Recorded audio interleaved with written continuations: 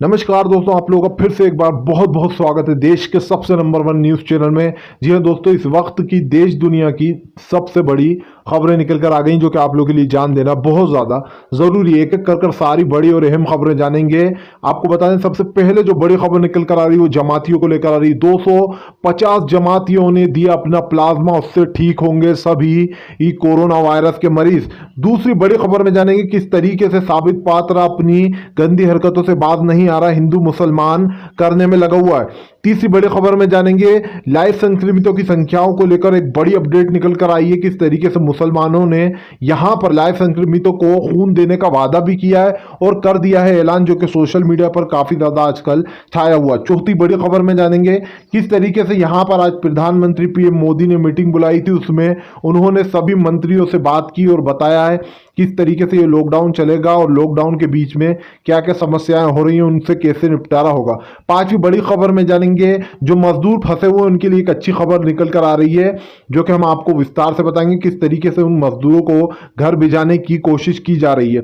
छठी बड़ी खबर में जानेंगे फिर से एक बार जो है हिंदू मुसलमान के नाम पर अर्नव गोस्वामी पर भड़की है मुंबई पुलिस, और अर्नव गोस्वामी से कहा है कि जल्द से जल्द पुलिस स्टेशन में हाजिर हो। सब कुछ आपको बताएंगे आराम से विस्तार से। चलिए बढ़ते हैं सबसे पहली खबर की ओर। दरअसल सबसे पहली जो बड़ी खबर निकल कर आ रही है वो निजामुद्दीन मरकज यानी कि जमातियों को लेकर आ रही है। आप लोगों को बता दें 1000 जमातियों को पॉजिटिव पाया गया था। इसमें से आप 250 जो लोग हैं उनको 2 बार टेस्ट कर लिया गया, लेकिन जो खून है वो नेगेटिव आ रहा है। ऐसे में 250 जमाती जो नेगेटिव आ रहा है उन्होंने अपना प्लाज्मा देने का ऐलान कर दिया। जी हाँ, जो लोग हिंदू मुस्लिम करा करते थे, जो लोग हिंदू मुस्लिम भाइयों को लड़ाने की कोशिश करा करते थे, जो लोग भक्त थे, जो अंधभक्त थे, जो मोदी भक्त थे या फिर जो अंधभक्त थे, उन लोगों के मुंह पे एक करारा तमाचा पड़ा है।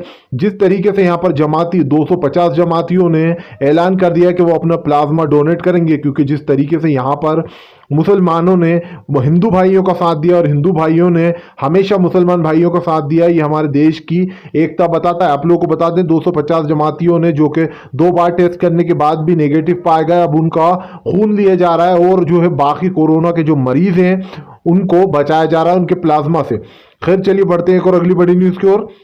बता दें अगली जो बड़ी न्यूज निकल कर आ रही है वो अर्नव गोस्वामी को लेकर आ रही। जी हाँ, हिंदू मुसलमान करने के चक्कर में फंसा था अर्नव गोस्वामी। ऐसे में सोनिया गांधी पे साध रहा था अपना निशाना। सुप्रीम कोर्ट ने दे दी थी उसको 2-3 हफ्ते की राहत। इस बात से जनता काफी ज्यादा नाराज थी, क्योंकि सुप्रीम कोर्ट ने एक ऐसे इंसान को 3 हफ्ते की वो दे दी थी राहत जिसने बहुत ही बुरा कमेंट किया था, जो कि हिंदू मुसलमान के नाम पर गोदी मीडिया में नफरत फैला रहा था। खैर, लेकिन अब यहां पर मुंबई पुलिस का फिर से एक बार जो है अर्नव गोस्वामी पे शिकंजा कसा गया और अर्नव गोस्वामी को अगले 24 घंटों में पुलिस स्टेशन में जो है यहाँ पर प्रेजेंट होना पड़ेगा। अगर अर्नव गोस्वामी ऐसा नहीं करते तो मुंबई पुलिस ने एक ऑर्डर जारी किया उद्धव ठाकरे के कहने पर कि अगर अर्नव गोस्वामी यहाँ पर नहीं आके हाजिर होते हैं तो यहाँ पर उनको स्टूडियो में घुस के भी पकड़ के लाया जा सकता है। आप लोगों को बता दें अर्नव गोस्वामी की घिग्गी बनी हुई, जिस तरीके से अर्नव गोस्वामी हिंदू मुसलमान कर रहा था और जिस तरीके से सोनिया गांधी के बारे में उन्होंने बहुत ही बेकार टिप्पणी की थी, वो चीज़ किसी को भी अच्छी नहीं लगी थी। अर्नव गोस्वामी की यही बातें हमेशा से अच्छी नहीं लगती। आप लोगों को बता दें अर्नव गोस्वामी एक बार शाहरुख खान से भी पंगा ले चुका है, जबकि शाहरुख खान ने अर्नव गोस्वामी को धूल चटा दी थी। इसके बाद फिर से एक बार जो अर्नव गोस्वामी पर मुंबई पुलिस का शिकंजा कस चुका है और अगले 24 घंटे में उसे यहाँ पर मुंबई पुलिस के सामने हाजिर होना ही पड़ेगा। चलिए खैर बढ़ते हैं एक और अगली बड़ी न्यूज़ की ओर। बता दें अगली जो बड़ी न्यूज़ निकल कर आ रही है वो यहाँ पर पीएम मोदी को लेकर आ रही है। जी हाँ, दरअसल पीएम मोदी पर उठ रहे सवाल पर अब उन्होंने देना शुरू किया है जवाब। दरअसल आप लोगों को बता दें पीएम मोदी ने यह भी कहा कि जिस तरीके से यहाँ पर रमज़ान का जो पाक महीना है ये जाता जा रहा है और इस पर जो है यहाँ पर हमारे बड़ा ही अच्छा महीना होता है, लेकिन सारे रूल्स और सारे जो नियम हैं उनको आप लोग फॉलो करें तो हम ईद अच्छे से मनाएंगे। आप लोगों को बता दें पीएम मोदी के मुंह से ये बात सुनने के बाद सब लोग जो है सोशल मीडिया पर उनको वो कर रहा है ट्रोल। ऐसे में कह रहा है कि यहाँ पर पीएम मोदी के मुंह से मुसलमानों के खिलाफ अच्छे वो बोल कैसे निकलने लगे।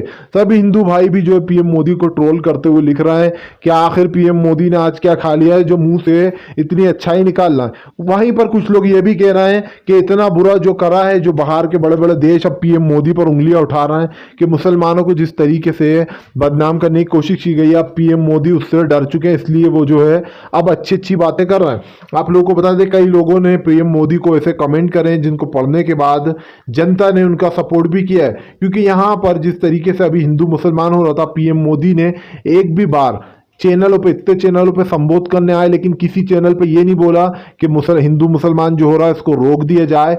ये बहुत गलत चीज़ है। लेकिन अचानक से पीएम मोदी के सुर बदल जाते हैं और पीएम मोदी बोलने लगते हैं अच्छी अच्छी बात। खैर चलिए बढ़ते हैं एक और अगली बड़ी न्यूज़ की ओर। बता दें अगली जो बड़ी न्यूज निकल कर आ रही है वो प्लाज्मा, वो किट को लेकर आ रही है। जी हाँ, कोरोना वायरस के लिए जो किट तैयार की गई है, दरअसल वो आई तो 265 रुपए में ही है चाइना से, लेकिन जिस तरीके से चीन ने 265 रुपए में दी है, बट उसको बेचा जा रहा है 600 रुपए में, यानी कि पूरा पूरा 450 रुपए का मुनाफा लिया जा रहा है। इसके तहत यहाँ पर सुप्रीम कोर्ट में एक याचिका दायर की गई है कि इसमें सरकार का बड़ा घोटाला नजर आ रहा है। आप लोगों को बता दें, सरकार इस चीज में भी कमाने से नहीं छोड़ रही है। इससे पहले भी सरकार के बड़े बड़े घोटाले सामने आए थे, जहां पर एक बार प्याज भी बेच दी गई थी। इसके बाद यहां पर जो किट बनाए गए थे हमारे कोरोना वायरस के लिए, वो किट बाहर देशों को बेच दी गई थी। इस पर भी सरकार पर, केंद्र सरकार पर काफी सवाल उठे थे। लेकिन अब एक बार फिर से जो है सरकार शक के घेरे में आ गई है और इसके खिलाफ एक याचिका भी दायर की गई है। चलिए खैर बढ़ते हैं एक और अगली बड़ी न्यूज की ओर। बता दें अगली जो बड़ी न्यूज निकल कर आई वो संक्रमितों की संख्याओं को लेकर आ रही। जी हाँ, लगातार जो कोरोना वायरस से जो संक्रमित लोग हैं उनकी संख्या बढ़ती जा रही। सबसे ज्यादा कहर जो बरस रहा है वो मध्य प्रदेश, दिल्ली और मुंबई में लगातार। यहाँ पर आप लोगों को बता दें रोजाना जो है नए केस आते जा रहा है। ऐसे में सरकार ने बड़ा फैसला लिया आज, सरकार की, केंद्र सरकार की ऐसे में बैठक भी थी, जो है सभी मंत्रियों ने बैठकर ये फैसला भी लिया कि आगे क्या करना है, ये लॉकडाउन कैसे बढ़ेगा।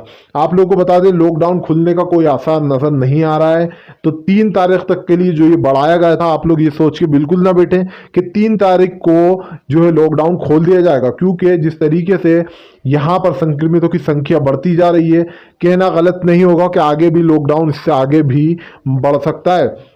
जी हाँ, हालांकि ये बताया गया था कि 3 जून तक ये खोल दिया जाएगा, लेकिन जिस तरीके से यहाँ पर संक्रमितों की संख्याएं बढ़ती जा रही हैं और जो है रोज नए नए केस आ रहे हैं, ऐसे में आप लोगों को बता दें कम से कम यहाँ पर 20,000 मरीज से अब 25,000 मरीज पे ये आंकड़ा पहुंच गया।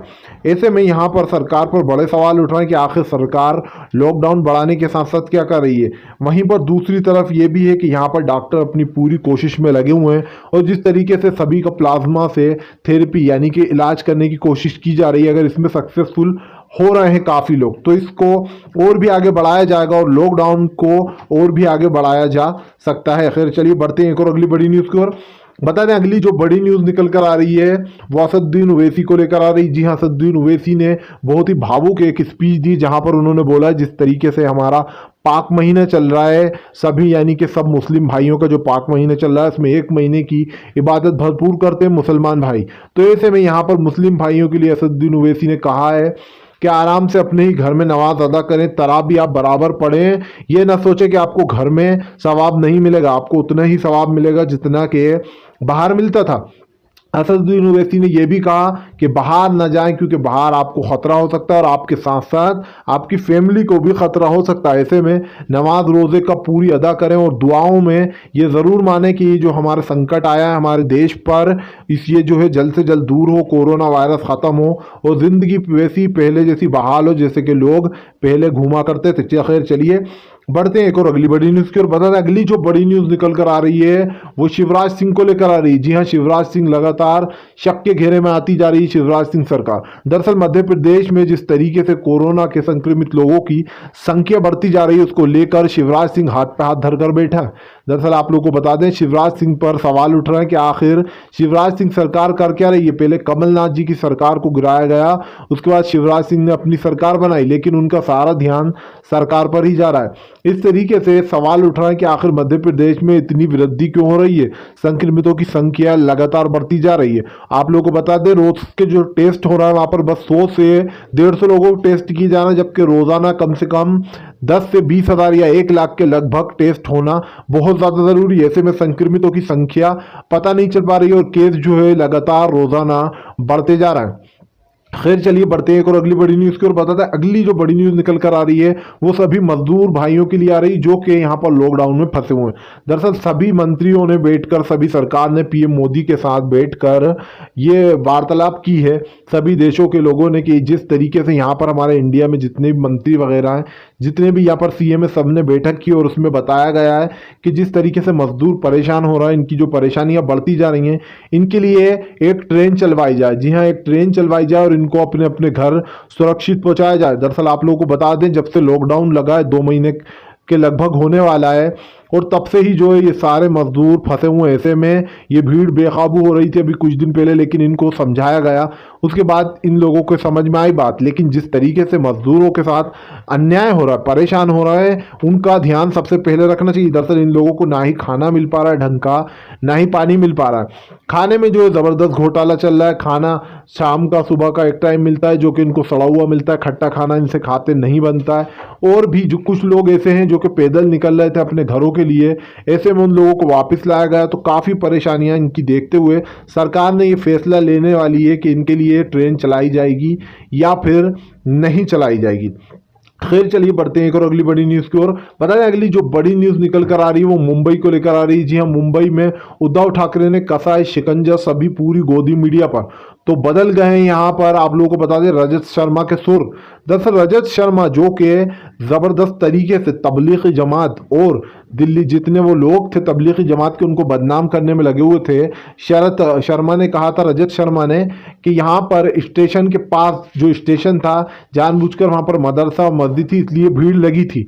लेकिन रजत शर्मा ने ये नहीं देखा था कि वहाँ पर स्टेशन है। अब रजत शर्मा के सुर बदले तो रजत शर्मा बताते हुए नजर आ रहे हैं कि बहुत अच्छी बात है जो कि हमारे मुसलमान भाई खून दे रहे हैं, जमाती भाई हैं, उनका प्लाज्मा दे रहे हैं। इससे जो है यहाँ पर इस प्लाज्मा से काफ़ी लोगों की जान बचेगी और उनको सवाब मिलेगा। लेकिन रजत शर्मा पर लोग ये सवाल उठा रहे हैं कि आज तो आप यूँ कह रहे हो कि इनके प्लाज्मा से जान बचेगी और सवाब मिलेगा। कल आप कहाँ थे जो अपने प्राइम टाइम पर झूठी रिपोर्ट चला रहे थे कि मुसलमान जो है यहाँ पर कोरोना फैला रहा है, और इन्हीं की वजह से आप लोगों को बता दूं 10% लोग ऐसे थे जो कि इनकी बातों में आ भी गए थे।